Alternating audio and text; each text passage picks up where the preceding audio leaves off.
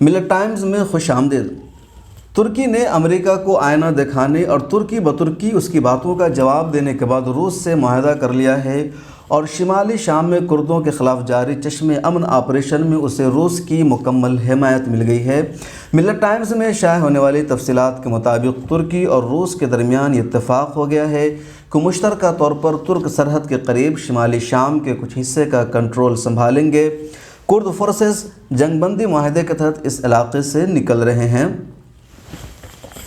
तुर्की के सदर रजब Tayyip Erdogan और उनके रूसी हममनसब व्लादिमीर पुतिन के दरमियान गुज़िश्ता कल रूस के सियाहती मकाम सोची में एक मुलाकात हुई और 6 घंटे तक की मुलाकात जारी रही। इस मुलाकात के बाद दोनों ममालिक ने शाम के शिमाली हिस्से का कंट्रोल अपने पास रखने के हवाले से मुआहदे का ऐलान किया।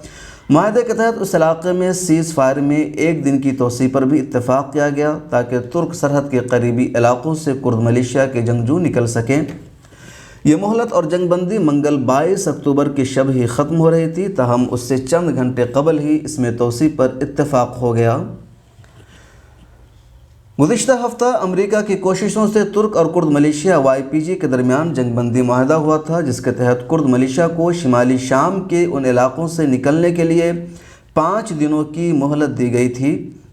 इस इलाके में तुर्की अपना एक महफूज जोन कायम करना चाहता है। तुर्की का मकसद वहाँ मौजूद शामी महाजरीन को लाकर बसाना है और उस इलाके को दहशतगर्दों से पाक साफ भी रखना है। इसके अलावा भी तुर्की YPG को कलदन तंजीम कुर्दिस्तान वर्कर्स पार्टी का हिस्सा करार देते हुए उसे दहशतगर्द ग्रुप समझता है और वो अपनी सरहद के करीब इस ग्रुप को ताकतवर होना नहीं देखना चाहता। रूसी सदर के साथ मुलाकात के बाद तुर्क सदर रजब तैयब एर्दोगान ने इस मुआहदे को तारीख़ी करार दिया, जिसके बाद शाम में क़याम अमन के लिए एक नए दौर का आगाज़ होगा। इस मुआहदे में सीज़ फायर में तोसी का वक्त आज 23 अक्टूबर को दोपहर से शुरू करने पर इत्तेफाक हुआ, जब रूसी मिलिट्री पुलिस और शामी सरहद गार्ड्स इस इलाके में दाखिल हो चुके हैं और YPG से मुंसलिक अनासिर को वहाँ से निकलने में मदद फराहम कर रहे हैं।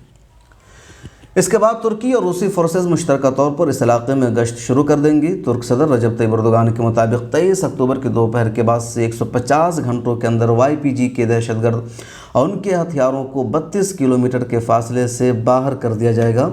इस ग्रुप के महफूज पनागाहों और पोजीशनों को तबाह कर दिया जाएगा। ब्यूरो रिपोर्ट, मिलत टाइम्स।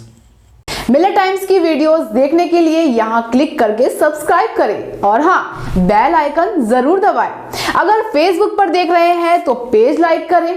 ताज़ा तरीन खबरों और मज़ामीन के लिए विजिट करें हमारी वेबसाइट www.millettimes.com। हमारी ये वेबसाइट उर्दू, हिंदी, इंग्लिश तीनों लैंग्वेज में मौजूद है।